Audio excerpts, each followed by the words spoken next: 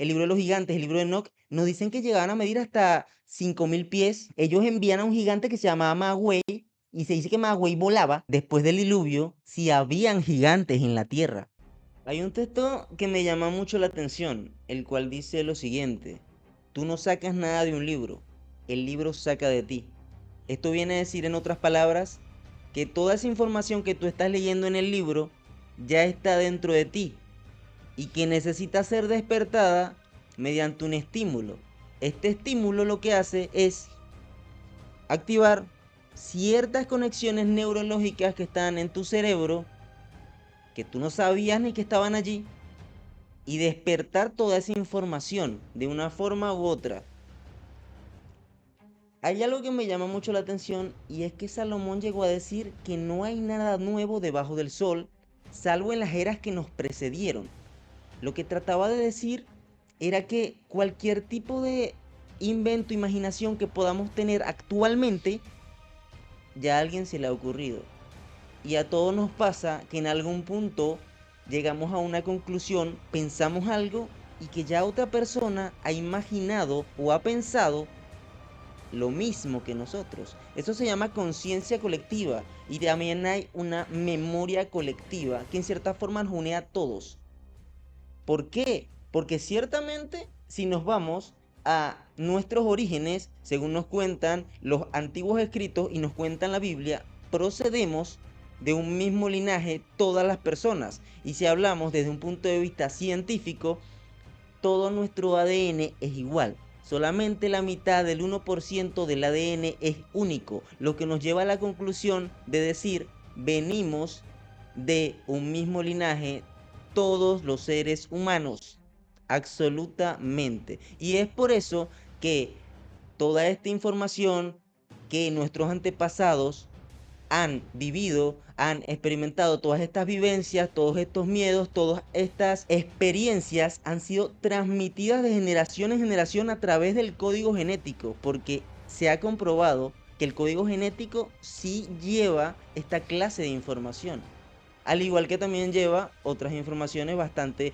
particulares que definen nuestra personalidad y nuestra forma física. Estas conexiones se pueden estimular mediante ese estímulo, valga la redundancia, de la lectura de un libro, por ejemplo, pero también puede ser activadas por observar una película que está basada, por ejemplo, en escritos antiguos de acontecimientos que sucedieron en épocas que nos precedieron, pero que nosotros a lo mejor no tenemos ni idea, porque a lo mejor nos falta cultura en cuanto a eso, pero cuando empezamos a indagar acerca de el origen de estas películas y estas series, nos damos de cuenta de que tienen su origen en escritos antiguos.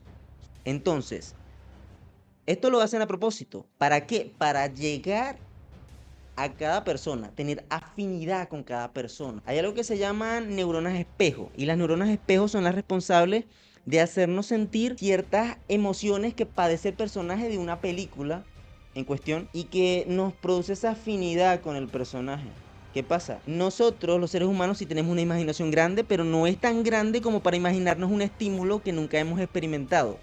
Y esa empatía, por más empáticos que seamos, tampoco llega a ponerse en una situación en la cual nunca ha estado. Entonces, si logramos sentir la misma emoción de un personaje en cuestión, más que ponernos en el papel, lo que pasa es que esos estímulos de esa película, de esa serie, están activando y están despertando estas conexiones neuronales y están activando visceralmente en nosotros la segregación de neurotransmisores que hacen que sintamos una emoción específica.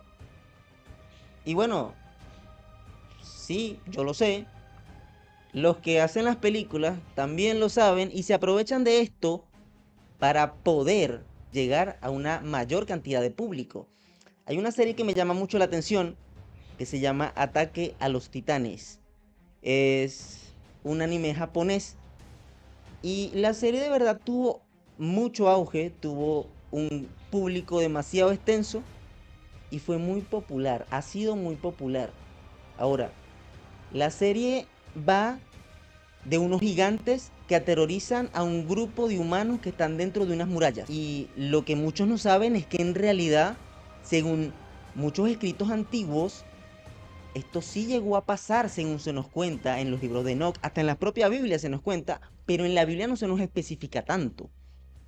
Pero en el libro de Enoch, el libro de los jubileos, el libro de los gigantes, los manuscritos del Mar Muerto, nos cuentan que antes del diluvio universal, porque si hubo un diluvio universal, existieron gigantes que aterrorizaban a los humanos. Y es por eso que nos ponemos en los zapatos del personaje y sentimos empatía por los personajes, porque fue una vivencia que experimentó la raza humana en aquel entonces y que sin duda transmitió ese miedo de generación en generación. Porque el sistema, por ejemplo, de ataque o huida que se activa en nosotros de la adrenalina, no se activa porque sí, porque es que lo que pasa es que cuando sentimos miedo, los neurotransmisores se activan y la adrenalina se segrega y salimos corriendo a gran velocidad porque hay una mayor cantidad de sangre en nuestras piernas y en nuestros brazos y en nuestros puños. No, no. Todo, absolutamente todo, se programa de una manera.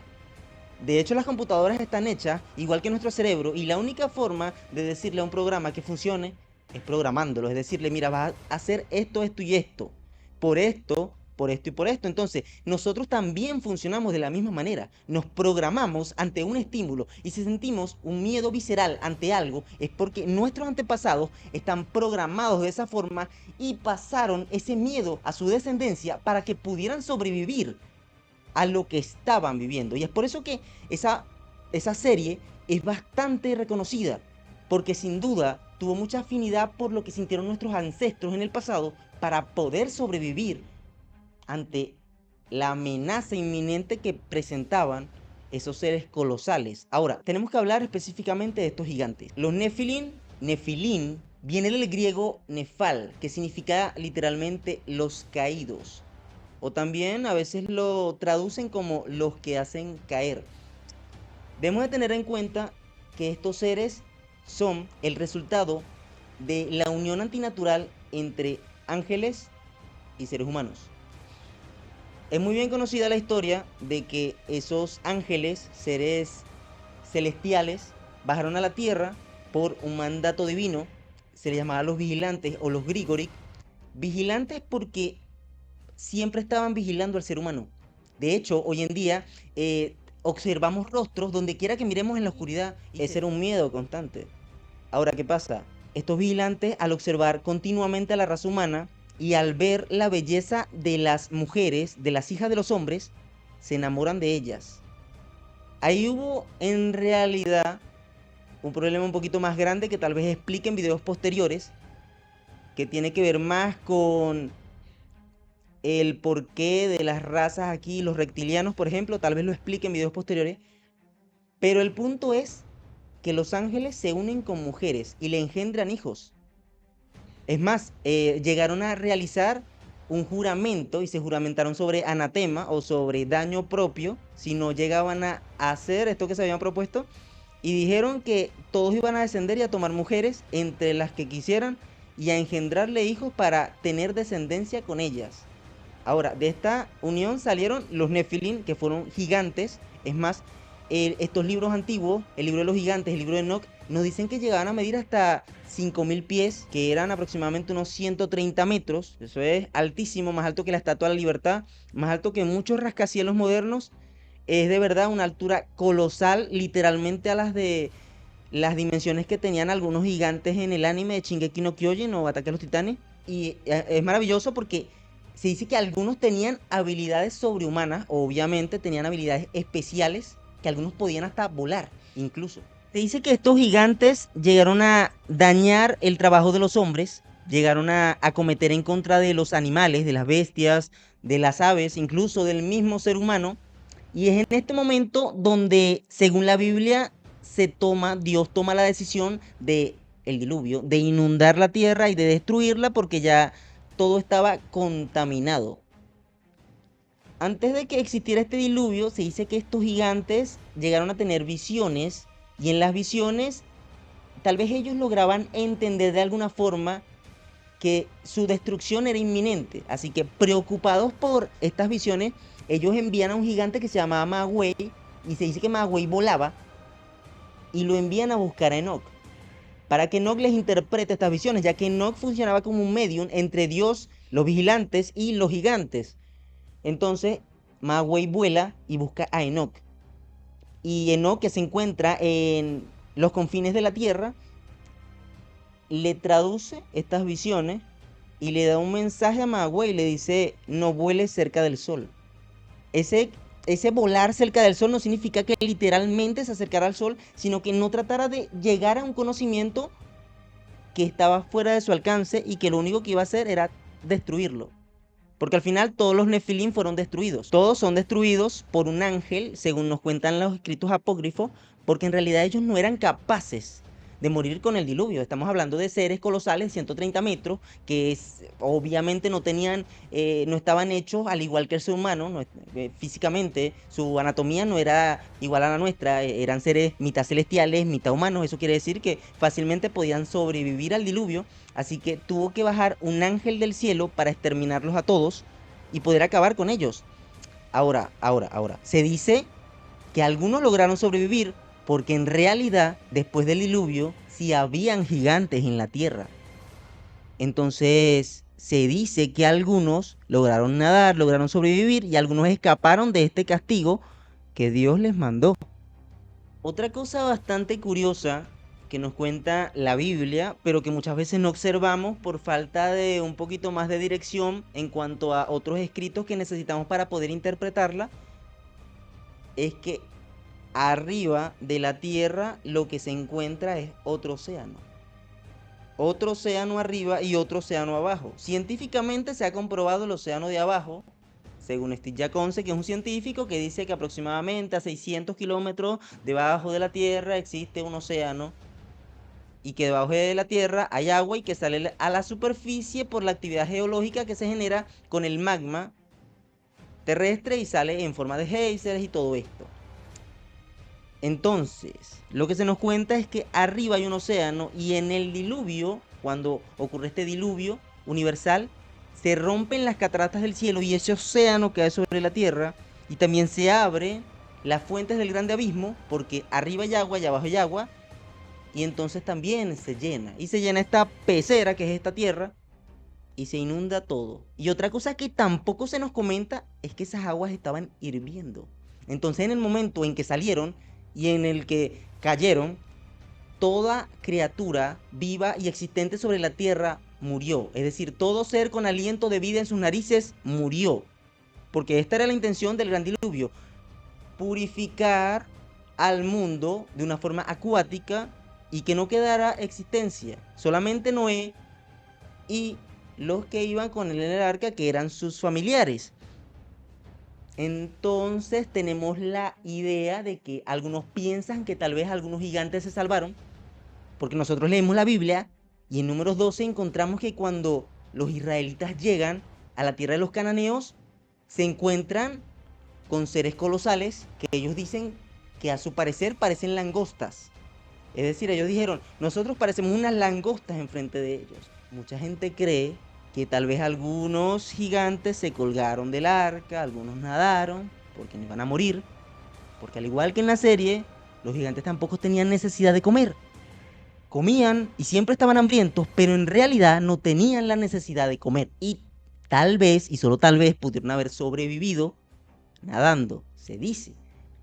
Pero eso lo descartamos un poco porque tenemos la narración de que este ángel bajó del cielo e hizo que se exterminaran unos a otros. Es decir, el ángel vino y exterminó a todos los gigantes que existían. Tal vez otra teoría que tal vez me llame la atención y de que abogue porque tal vez sí sobrevivieron algunos Nephilim, es que en Laos hay un lugar donde se encuentran unas tazas con dimensiones enormes que pesan toneladas y que nadie pudo haber subido hasta esa altura donde se encuentran, y que los lugareños afirman de que pertenecían a gigantes y que estos gigantes vinieron del agua.